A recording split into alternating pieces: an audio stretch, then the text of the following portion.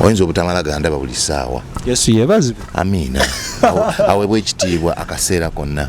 Baali bamanya nze njimaze. Emikwano jinkeese sebo manyo yimba. Era tekiri fair okubeera nga mugamba obanga bagamba nga ba stereotyping abayimbi nti buli muyimbi anywa enjaga. Well still nze nzira n'enkujjukiza nti nze gye nanyweranga enjaga muzigete egyo nanywanga ne ba professor nanywanga n'abasomesa nanywanga n'abasirikale ba osi banywa nanywanga nabo kakati nga bwogambye 27 nemba kuba hiti nembongera endala nenkola album enene ddala nenkola bandi nenkola bandi bali bagiyita family band Qute Kaye family band twakolera ddala sente nyingi nnyo nembanga nina abakozi bangi mu bakozi bange mwalimu abaali bakozesa crack cocaine ne heroin kati awo mbuuse kanzireyoko mabega wekitandikira ntandise okunywa nairo nze nali mulokole nga sinywa nava mu church ntandise okunywa ka nairo oba kakirabw akenge kange ntandise okunywa kasigala bangambye akasigala kaleeta vibe bwonywa bia ntandise okunywa ku kawalaji ogezesa okitegedde naye nga buli kyengezesa kyanjula ekipya kinnaakyo Chovola banti ngamba omwana bwe mba njogera n'abaana another chance bagamba nti totandika ne bwe gubadde mwenge mayirungi gamba mafuta g'ennyonyi oba gamu w'ennyonyi oba ecstasy it doesn't matter gwe kyoba okozesa kyonna substance bw'ogikozesa ebbanga erimala ekuwandamu obusagwa bwe kuwandamu obusagwa obwo kye bayita nti kati Qute Kaye afuuse addicted obusagwa obwo bukuwandamu obulwadde obwo bayita addiction bw'ofuuka addicted ekisooka oba weetaaga ekintu ekyo kye wakozesa okulwala oba kati okyetaaga okuba obulungi bw'otakifuna olwala ofuna kye bayita withdrawal symptoms oba cold turkeys. Era waliwo yaŋŋamba nti kakati bakwano bo your friends be waleka mu ghetto kiki ky'obalooleza ne mugamba sooka otereezaawo era njagala gamba buli abeera mu ghetto ng'okubwa abo si bakwano bo abo balwadde banno si bakwano bo. Kaye okubba akatala bakwate gwe gwali omulundi gwo ogusoose oba kwolwo ddiiru yajja mu kigoye we lwe nali ntandika olwo oleesa obwa amacha bandeesa okunjigiriza era omuzadde yenna alina omwana nga ali eyo nga mulwadde alina obwo obulwadde bw'ona agenda mu ssabo obeera omuwadde yaafe okuggyako ng'omuntu temuddwalira jjanjabibwe nga Kaye mpolampola naye gwolooza singa saakubwa gwe nange wano twandibaddewo olwaleero era twandibadde tukolawo ki kati ekitegeeza singa nze saayita bye nayitamu sandiyize bye mmanyi Kaye ono gwe tulaba teyandibaddewo naye yandibadde loosi y'amaanyi kitegeeza nga Yesu Kristo nakomererwa abayaga abalala batereere mwakinkola kale xpotv to the world. Mwaka 2018 omwezi gwalinga gwa 5 amawulire gatutuukako buli omu gye gaali nga gannaku anti yali omuyimbi waffe yatukuba ennyimba nga gunde gwe jinkeese n'atukuba oluyimba nga gwendowooza yali ataafuse ekintu ekirala ennyo oluvannyuma lw'ovaayo n'alabikira mu oba bwali bubbi katugambe bwe tutyo naye kyamukisa mulungi olunaku lwaleero nga bw'omanyi ebya Katonda munnange byewuunyisa gwe njogerako si mulala ye Qute Kaye akayimba ke kaginkeese kanyumira nnyo oba oliawo n'abalala bangi olwaleero gwe tulina eno tugenda kuba tunyumyamu oluvannyuma lw'okuta oluyimba olulala ate mu sitayire endala luli yali ayimba za nsi kati se omusajja munnaddiini oluvannyuma lw'oyitako ewa musumba kayanja mujjukira ebiseera ebyo 77 dogs ekigambo ekyo nze nno kyali kimbuzaabuza nga ndowooza oba embwa ziri 7 mu 7 paka abbi yakinnyonnyonnyola omukulu oli otase gye ndi ogamba otya obuze kunze nzuno bagamba Katonda akola ekyamazima ngenda nzikiriza kyogamba wali wakana nti Katonda akola waliwo nalaba Qute Kaye nga nenkana obunene nga kitegeeza nti Katonda takola bagomba obutani kyogamba ekyo kiba kitegeeza Katonda takola Kaye buuza kuba kulaba mbala musajja mwena mwena abandaba mwebale nnyo okubeera nga muteze wano ku expo mwebale nnyo mwebalire ddala kansuubire nti nga bulijjo we tunaamalira okwogera n'omwami ono nga aliwo omuntu alina kyajjeewo ekikyusa obulamu bwe Amina amanyo omwanasoda oli ku xpotv online platform Facebook buli wamu wetu litwalumbyewo abe abeera ku kamera tukola ne bakadde baffe aba Infotrust Property Consultants bano bakola ku byettaka bagula ne batunda olina kye weebuuza ku byettaka bagenda kuba bakwasaganya bakuwa amagezi ate ku buweerere bakadde baffe abali ebweru w'eggwanga mwe ba boss ladies babateereddewo enkola osobola osevinga nabo akasente kasakawezaayo omwaka mulamba bakuteramu amagoba akubagulizaako oyagala wambazi dukambira okolagana ba expondate abalala Kaye watadde oluyimba bamuyita Let It Go nga tetunnalanda briefly wavudde ku kyowandika oluyimba well Let It Go singa omuntu aba afunye omukisa n'alulabako kyenava nkola vidiyo eyo amangu by the way nakola audio ne mukwata okusooka nengamba Frank soko mali vidiyo eyo njagala kubita lumu olw'ensonga nina statement gye nalingezaako okukola era bwe luba lutandika lugamba nti Another Chance Foundation presents yes kakati Another Chance Foundation eyo foundation gye natandika nga mmaze okugenda mu rehab mu ddwaliro nze okuwona obulwadde obubadde obuuza nti kiki ekyali kituuseewo bwe wandaba n'akataala oba bwe mwandaba n'akataala k'emmotoka kubanga abasinga bo balaba kataala ako naye ate waliwo gye byali biva ekyokutuuka okubaawo okutuuka kweyo level kakati Let It Go okusookera ddala nze bujulizi bwange era lutandika ngamba nakwebaza nti bujulizi bwange kwebaza Katonda nti yeebale nnyo I mean gwabitandise ng'obyogera nti weewuunye okubanga tutuno tutudde wano nze naawe noza nakulaba abadde amaze ebbanga nga tulabika omanye obula nnyo simanyi banako kabaddi omanye ebintu ebirungi tebibeera gold basima musime diamond bazijjeeyo mu nsozi kale mu bwangu era ogenda okulaba nga boolaba alabeera bali awo naye kati ffe abali kye tuli nga bwekityo bwe kiri oyinza obutamala gandaba buli ssaawa yesu yeebazibwe amiina aweebwa ekitiibwa akaseera konna baali bamanya nze njimaze emikwano ginkeese sebo manyi oyimba enjimazo zinyumira bunyumizi gwe ndowooza gwe ndabaka gwe ndoota emisana bwe ntambula mu katale nze nkwekanga abeera Kaye yennyini oligino Kaye tuddeyo emabega kyateeka nti muyimbi alina okunywa enjaga oba gwe wakikola just olina embeera yakunyigiriza n'ogitandika era tekiri fair okubeera nga mugamba oba nga bagamba nga ba stereotyping abayimbi nti buli muyimbi anywa enjaga well still nze nzirayo nenkujjukiza nti nze gye nanyweranga enjaga mu zigete egyo nanywanga ne baprofesa nanywanga n'abasomesa nanywanga n'abasirikale ba osi nanywanga nabo sigambye bonna nze nanywanga nabo okitegedde nanywanga n'abayola kasasiro nanywanga n'abaana b'oku street nanywanga n'abakola mu maduuka nanywanga n'abakola ku kanso nanywanga n'abantu banywa enjaga si bayimbi just nti omuyimbi aliko spotlight kubanga bw'oba onywa enjaga ng'okozesa ebiragalalagala crack cocaine heroin especially ezo A-class drugs obeera oyagala oba toyagala at some point ojja kubaako akantu k'omuntu k'okwatako oba oyagala oba toyagala si kutuma butumi obeera weetaaga olw'ensonga kangezeeko okuddayo gwewambuuziza bw'okozesa ebiragalalagala ne bwe guba gubadde mwenge mayirungi gamba amafuta g'ennyonyi oba gaamu w'ennyonyi oba ecstasy it doesn't matter gwe kyoba okozeseza kyonna kyonna substance bw'ogikozesa ebbanga erimala ekuwandamu obusagwa bwe kuwandamu obusagwa obwo kye bayita nti kati Qute Kaye afuuse addicted obusagwa obwo bukuwandamu obulwadde obwo bayita addiction bw'ofuuka addicted ekisooka oba weetaaga ekintu ekyo kye wakozesa okulwala oba kati okyetaaga okuba obulungi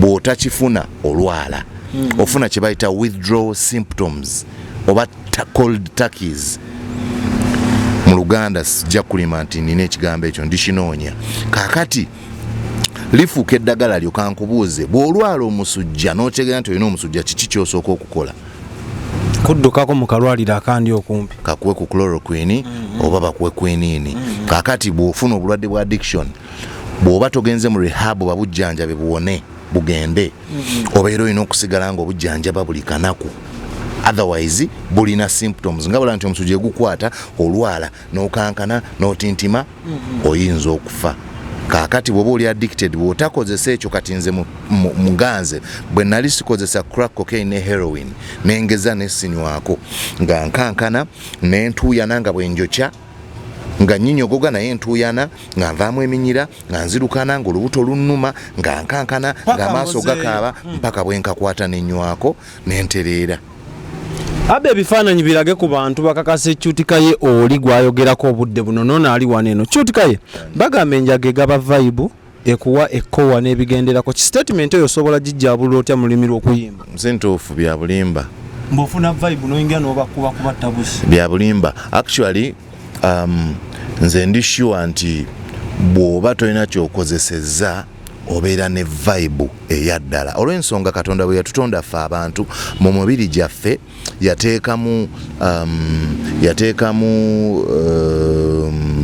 baziyita kanziyite chemicals zetwetaaga okumoderatinga obulamu bwaffe nti osobola okubeera ng'olina ennaku ofiiriddwa maamawo teweetaaga kumala kunywa mwenge oba kunywa njaga nti okutereera mulimu hormones bazibayita hormones osobola okuziyita ekyo nakyo tekirina buzibu newe najjukira kalinja kagamba naye kakati zo zeregulatinga nti omuntu kyateeka olina okukkiriza waliwo time gy'olina oyitamu nga yannaku tosuubira nti ogenda kufiirwa maamawo naye mbugwe obeere ng'oli musanyufu njagala vibe nfiiriddwa maama kati njagala vibe kiri automatic omubiri guba gwatekinze dda reaction kkiriza time y'okulumwa olumwe kyekikufuula omuntu oyiteko mu ssaawa y'ennaku bwemala eggweewo okkiriza ogamba myafudde omukazi oyo ambadde anjagala nnyo teyandyagadde embeere nga nyonooneka nywa enjaga kati nzizaako ki ajja kuba proud nnyo singa nfuuka professor singa nfuuka omusomesa kye yali ayagala singa nfuuka omuyimbi ali successful singa nfuuka munnamawulire ali successful ayogerwako n'entandika okuwangula zi international awards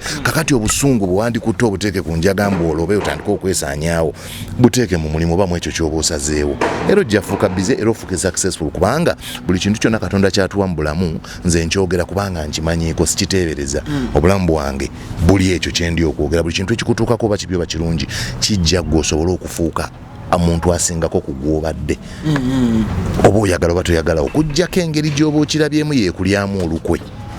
Mukulu Kaye mu mwaka gwa 2008 2009 2010 wali otandise olivinga obulamu obulungi oba oli awo ekyokulabirako ate ki ekikudrivinga noddayo to the extent nti wanywa enjaga n'oviirako ddala n'obanga omuntu atalina kyalubaddeko nengwe ddalu mize mu Luganda kandabe mu Luzungu bagita peer pressure mu Luganda ndoza nkinyonyolanga abantu abo b'obeera nabo abantu b'owangaaliramu kakati nga bw'ogambye 2007 nemba kuba hiti nembongera endala nenkola album enene ddala nenkola bandi bali bagiyita family band Qute Kaye family band twakolera ddala sente nyingi nnyo nembanga nina abakozi bangi mu bakozi bange mwalimu abaali bakozesa crack cocaine ne heroin kati awo mbuuse kanzireyoko mabega wekitandikira ntandise okunywa nairo nze nali mulokole nga sinywa nava mu church ntandise okunywa ka nairo oba kakiraabw akenge kange ntandise okunywa kasigala bangambye akasigala kaleeta vibe bw'onywa bia ntandise okunywa ku kawalaji ogezesa okitegedde naye nga buli kyengezesa kyanjula ekipya kinnaakyo kyova olaba nti ngamba omwana bwe mba njogera n'abaana mu another chance bagamba nti totandika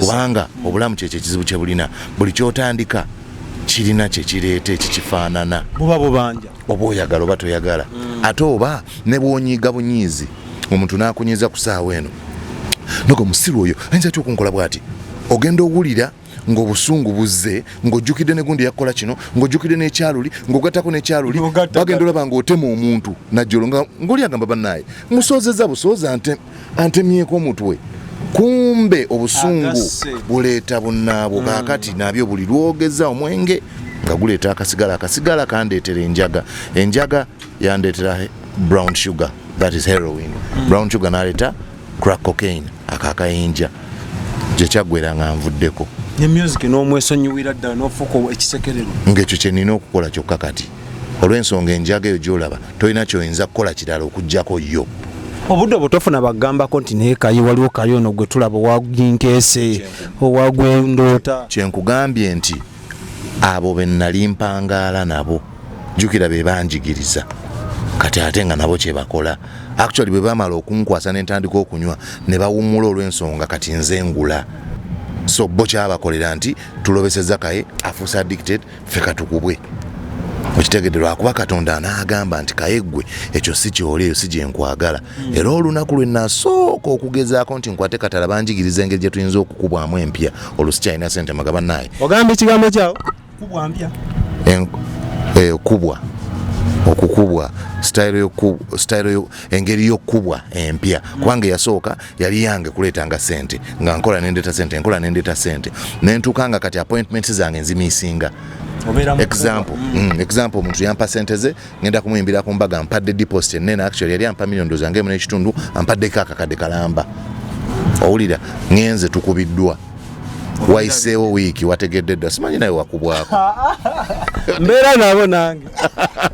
Kati weegendereze n'abantu abo booli nabo. Ngezaako bba ku banjiri. Weekuume kubanga abantu b'obeera nabo bamala ne bakukwatako. Somehow oba okimanyi oba tokimanyi. Bagamba nti everyone influences somebody else. Ne baby omuto gwe twakazaala buuza nze kuba nze nina abaana. Omwana baby aku-influencing. Nga waliwo nze ebintu bye nalekera okukola bwe namala luzaala omwana. N'omwana omuto naye asobola obba ekyokulabirako. Saasobola. Ali. Afuuka. Oba oyagala oba toyagala. Ekitegeeza ky'amagezi nnyo okwegendereza baani bendi nabo. Baagala ki? Bigendererwa byabwe kimugula. Bagamba nti nsobola obbabeeramu nga ngezaako bakyusa. Olw'onkutereeza bagamba nti mbulira gw'oyita naye kubulira emize gyoba. Kubulira empisa zo. Omuzungu yagamba birds of a feather flock together. Bw'oba ggwe oyagala kuyamba abantu bakyusa kakati nze Another Chance Foundation ekye tukola tuyamba abantu. Naye ate sisula mu ghetto. Ngendayo ne twogera ne tukola ne tuteesa era bensobodde nenvaayo nabo. Nenva ekigambo ekyo nenvaayo. Naye kye nagambye nze abantu abanyambako okutandika okukubwa be nali mpangaaliramu nga sivaayo ng'abantu abo mbawangaaliramu. So ebyo ebintu byawukana. Badde nina kyenkunyonyola n'ozijjako naye mwana. Obadde oŋŋamba onjigiriza enkubwa empya. Akasente tukyakayingiza. Okitegedde. Wulira ow'embaga wansaze short. Omusajja wattu ankubira essimu. Kweri nkakwata kamapeesa olwo n'essimu nagitunda dda. Kamapeesa ate kakadde nakagula emitwalo zange oba kasanvu. Kasanvu geryanda buli saa liweddeko. Wagula second. Second third. Zaba yaye yali third hand. Yajjanja kyamve. Ngati. Moyo kyamve mwagayaye. Kakati omusajja akuba essimu halo Qute Kaye wanje. Anti omugole agenda yingira atejjukira gwamuyingiza otuuseewa. Ndi mu ghetto nyamba ne banyolya. Ngana sapatu ze nyambadde. Emu ya blue endala ya red, emu ya left. Endala ya zombi za left. Bakulinze ku mbaga. So incidents when zitandika okuba nezitandika owera abantu ne batandika okuneesonyiwa nga tebana bakifiguring out nti ndi addicted nejjukira nezitandika okuba ennyingi naye kati jjukira nti nyimba bulungi nnyo kyenkola kirungi nnyo kati nga basigala bagezaako kuba bakyagala. Anyway, when I turn kuba disappointing nnyo nezitandika okendeera kubanga missinga commitments zange zinogendako nentandika okubanga sente zikendedde ebima bya bandi nentandika okubitunda kimu ku kimu nabitunda n'embimalo byonna nebitubinywa muzindaalo ku muzindaalo ngoma ku ngoma osaaga bawuza jjajja asombye era waliwo yaŋŋamba nti kakati bakwano bo your friends bewaleka mu ghetto kiki kyobalooleza ne mugamba sooka otereezaawo era njagala gamba buli abeera mu ghetto ng'okubwa abo si bakwano bo abo balwadde banno si bakwano bo. Omuntu mukwano gwo tasobola kukulekamu ekyo. Akuba manchi vemera nze nzikyo nakule nava mu ghetto gena mu rehab kwa netwala guy gwe nali nkuba naye yandagira rehab nagenda naye era nze namusasulira bwaba asobola okwogera amazima. Gwe twateri yadde yagamba balutalo.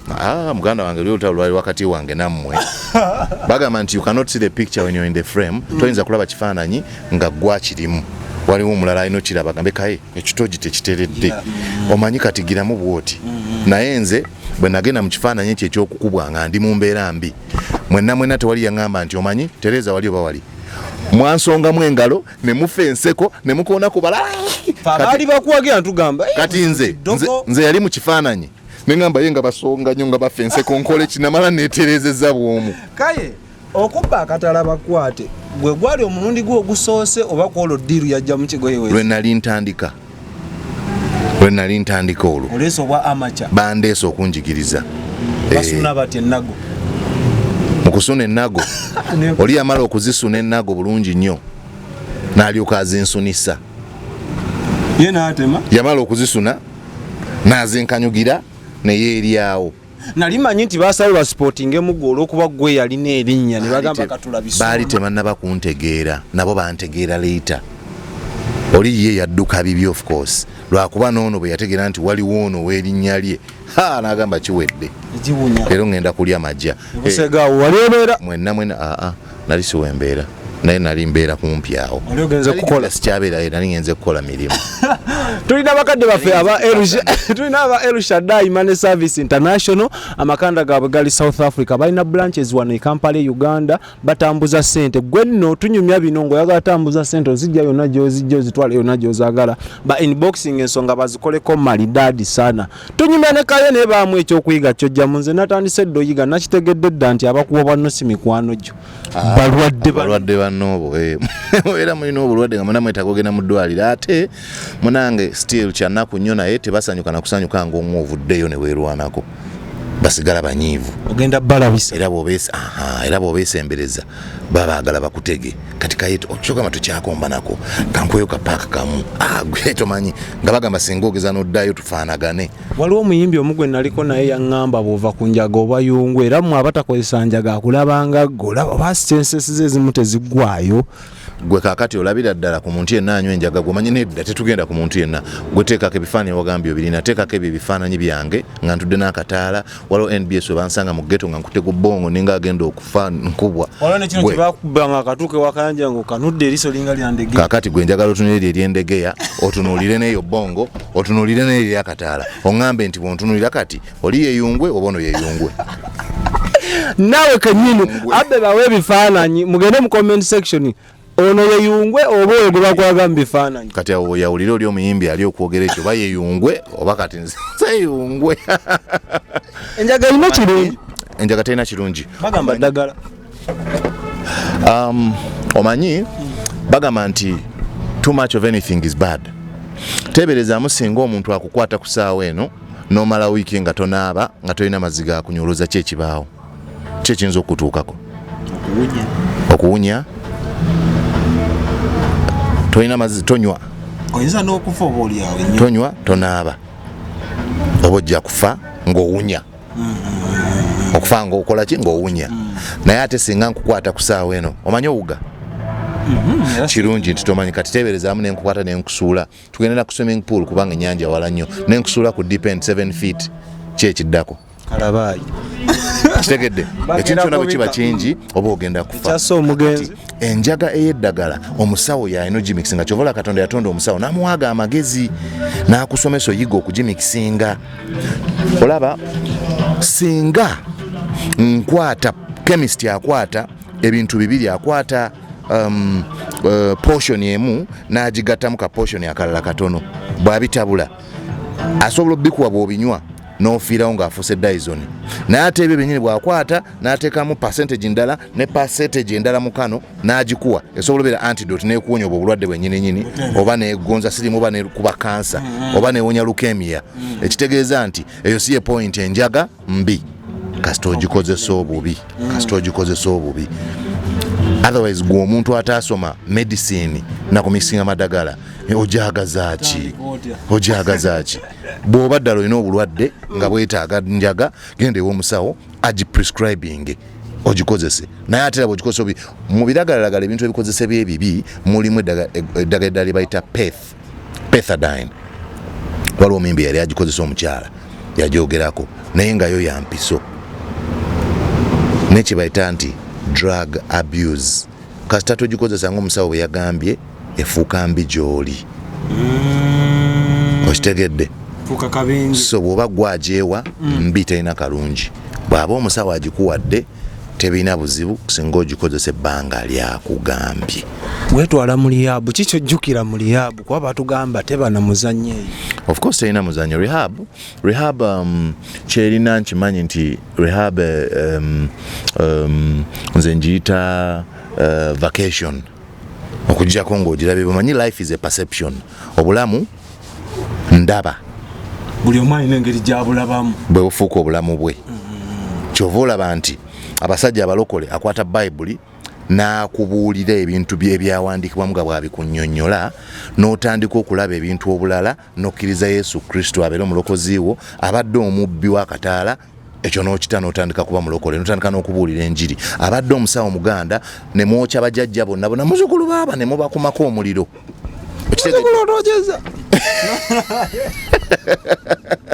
Muzzukulu n'otucoma watuleese naye n'okyuka ng'omanye ekitwa kikyuse kyokka kyokoloza kiki ndaba ntegeerayo nti ebintu ng'obirabye bulala kati bakugambye n'obiraba bulala, so obulamu ebandabayo.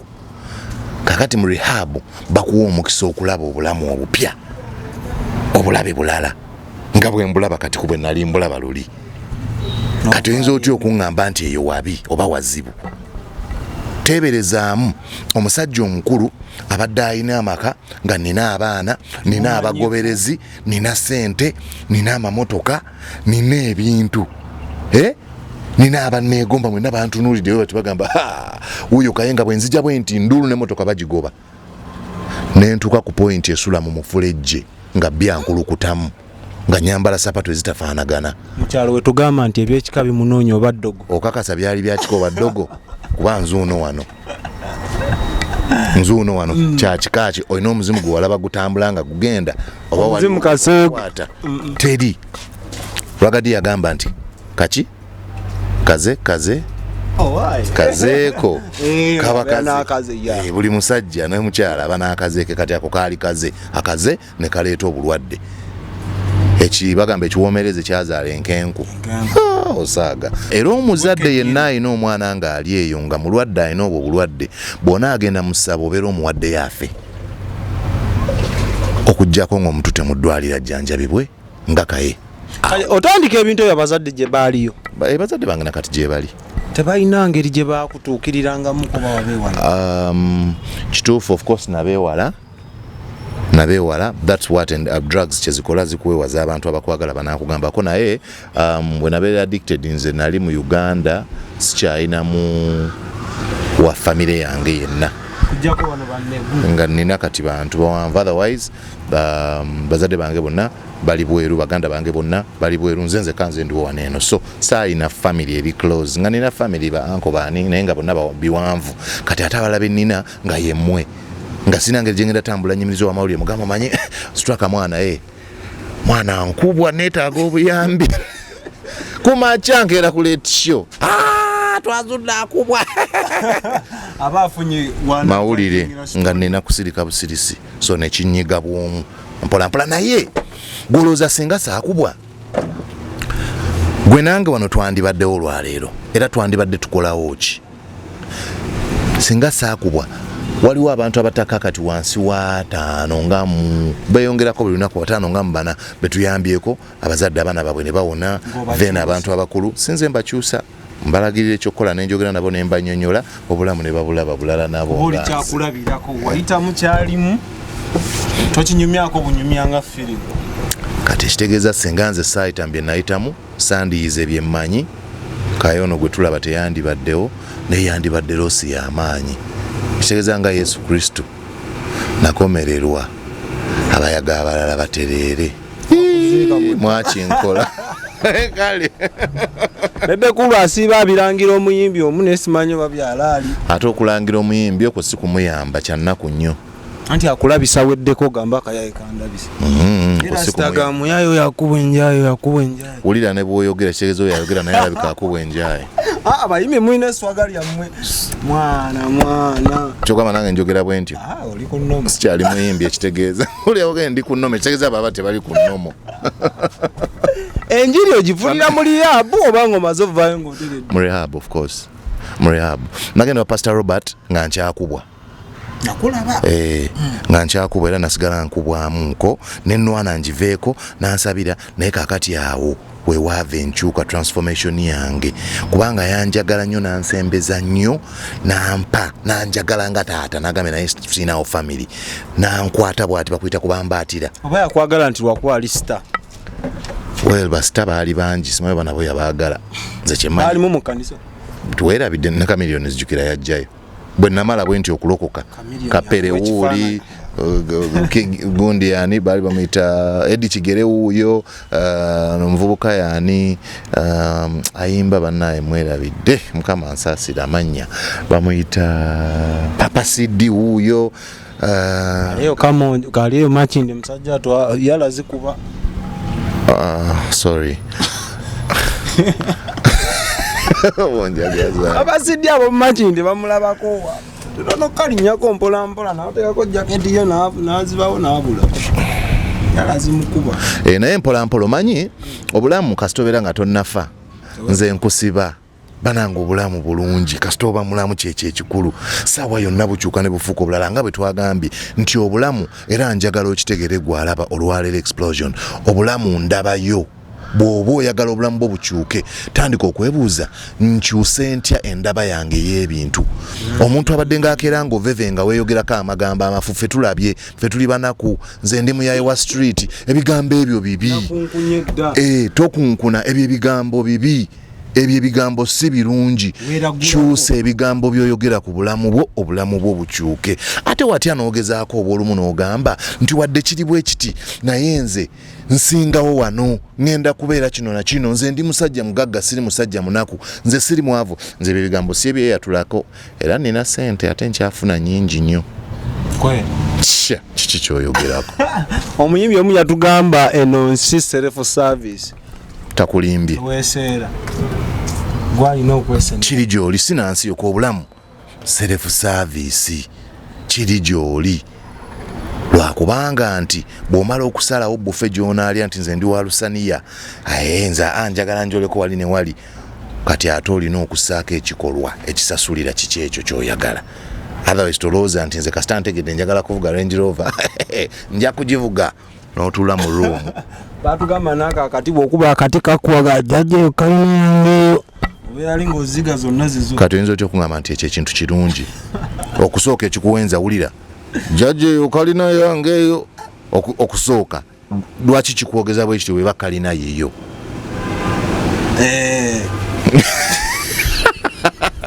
tukusuubira okuddamu tukubira ku music abasinga gwe bayita secular nedda temunsuubira kuddamu kubayimbira secular music ekyo tekijja kusoboka omanyi obulamu nga bwe tugambe nti perception ebintu nina engeri gye mbirabamu endala so waliwo ebitakyayinza kunkolera gwolowooza bwe nayimbira jinkeese gwendoota njagala omuwala osindisa asitamye gye twasookera ina mujje mulabe ondeka tuddemu byonna ebyo ne kaakati wendi okuyimba leeti tugogoloza wa wensinga wano oli wanjawulo nnyo oli asobola okubuukira naganze njagala ojjo nnyimbire nze njimaze of course ezo nyimba omanyi bagamba nti omusajja atamanyi gy'ava kamala eyo tamanyi gy'alaga okitegedde kakati okubanga ndi wano tekitegeeza nti oli teyalinze badde mugamba fire nze nalokoka nkuba leeti tigoyeka si bwe kityo bwe kiri si bwe kityo bwe kiri obwo buyimba bwange ate nno munaye kyewunyisa nti bwowuliza akayimbaako jinkeese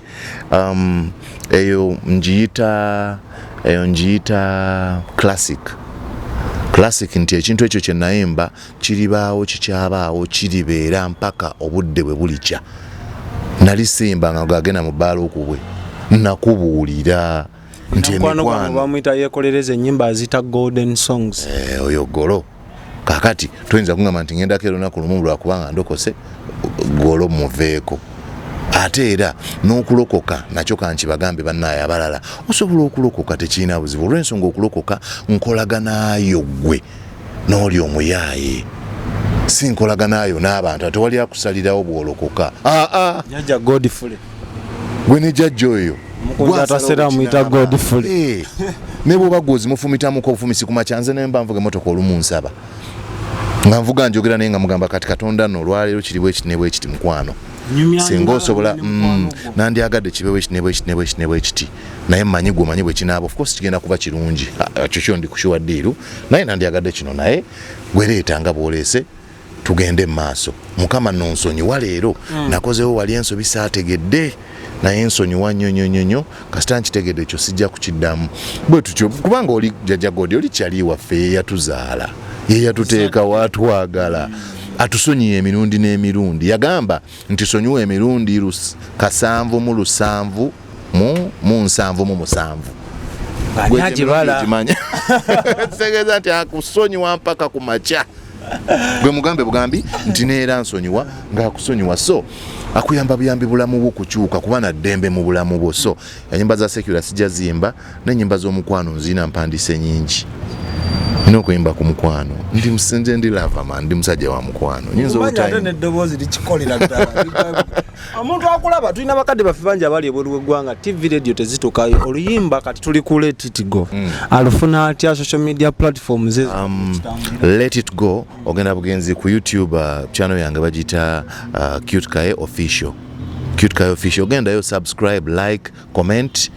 Well, ebidiyo gye biri birungi ddala channel yange nkadde baagibba omuntu yagihakinga n'agitwala kiki ekigenda maaso baagibba eri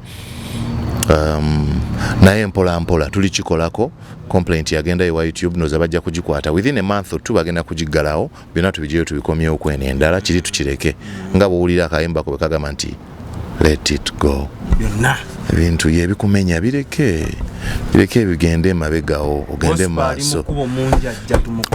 Well, of course gospel nja kuyimba nnyo motivational music. Nina akayimba akapya akalala kali mu studio kamu ku nyimba eziri ku album empya bakayita Don't Worry. Ekigambire kyenkugambira akayimba ako njagala kulaga intentions zange nti kagamba okweraliikirira buba bunafu bw'okwekolerera kuba bwe weekolerera ate lwaki oba weeraliikirira. Okitegedde si nti gospel naye nkugamba ekinaakuwa eddembe nandyagadde omuntu amanye kyemmanyi kuba ebyaddala bw'osigala ng'okola tolina budde bweraliikirira era abeeraliikirira era yeeraliikirira obeera tolina ky'olikola. So omuntu bw'aba badde atandise okweraliikirira nawuli akayimba ako Don't Worry bw'aba si musiru ebintu atandika obbirabo obulala agamba wamma gundi nawulidde oyagala okulima ompa akasaamuzi gyawo nkulimirewo agenda okuva kulima nga yeekweda ayagala kuwumula ng'anywa buugi bwe ng'alya mmere ng'azikira n'enkya ku makya ogenda nga obulamu atandise okubulaba obulala. So music yajja kuba motivation and inspirational mungi ddala nno.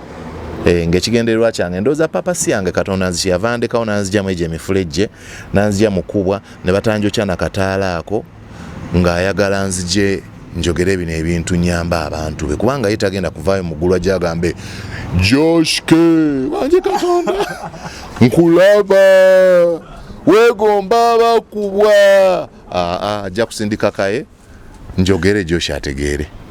Nga tumaliriza nga sinakuwa budde oyogere akatalekeka waliwo ennaku zino kyetuyita bubblegum music ne music aliko ennaku zino nga bw'omumanyi pressure eyo mwe ng'abayimbi abakisookamu ebalekawa kuba abaana speed ennaku zino babatwala nnimi terina nze pressure wenza kumpita olw'ensonga bubblegum music goodgum music batsam music tekiri important gyendi olw'ensonga nze music nze nsobola okweyogerera simanyi abayimbi abalala naye nze nga Qute Kaye gano nno mazima ate nkimanyi buli omu akimanyi ffenna tukimanyi n'abayimba bubblegum music era ndishuwa buli bandaba beeraliike bafuna stress bagamba Qute Kaye tufudde wuuyo buli woteekako gundi zino yambula olw'ensonga nze music kati sirina nsonga lwaki neeraliikira omuyimbi omulala kyayimba nze ndowooza kyengenda okukola kyokka ku inspiring a generation kuba atuuse ekiseera n'avuga n'abayimbi be tubadde tulabanga abakulu nga nabo batuse kiseera bakonvaati nze bazze bagezeko kugoba guno omugigi okwo tekuba kugoba sikiwakuba kugoba kisinziira okuggyako nga batandise okuwemula